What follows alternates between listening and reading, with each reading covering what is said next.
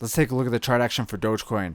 Alright, so in my last video, I talked about this falling wedge we have going right here, and we have a breakout right here. And I talked about how I was targeting around .715 and .568. And the other thing is, if we go to the 4-hour time frame, I talked about how we had this 180 moving average coming in right here, and I was looking at possible rejection or resistance right here, and that's pretty much what happened.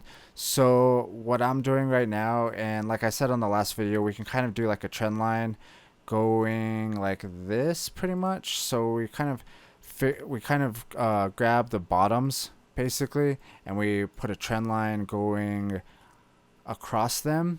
So we basically have our bottom right there, and then what we could do is do it on these two bottoms right here and right here. So I'll get another trend line and drag it from that bottom to this bottom. The other thing is, if you go to the daily time frame, I'm kind of jumping around, but this will all tie together.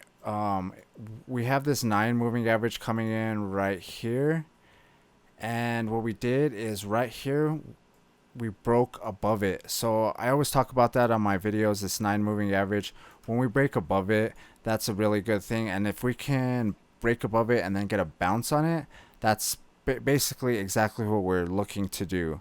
So right now we can kind of do like this horizontal line right here on it, and I would say maybe I would set like a limit order right there, something like that. Let's turn this down a little bit.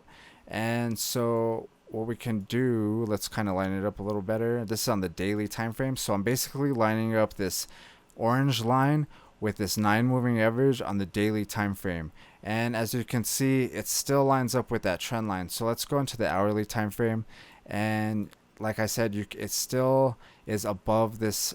It's still possible that this price comes down, hits this orange line, and then gets a bounce. Maybe that's where it'll bounce at.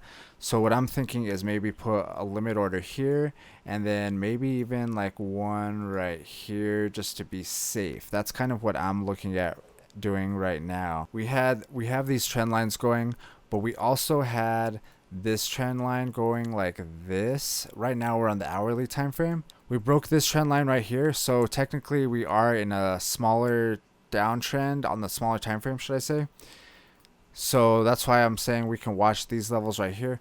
But in general, I think that we're going to bounce on this trend line, or maybe this even bottom one, something like that. That's what I'm kind of looking at anyways. Going back to the daily time frame, we still don't have a ton of volume coming in really.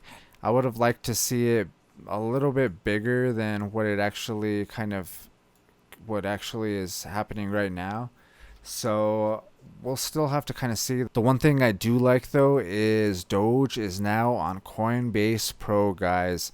So this is going to be a lot easier to buy Doge and actually send it to your hardware wallet or your cold storage. It's just going to be easier in general for a lot of people to buy. So this is a good thing for Doge, and it's actually going to be better for me to actually be able to accumulate Doge and hold it, and not only that, but just trade it and buy it in general, I guess. Alright, if you guys like Dogecoin, hit that thumbs up button.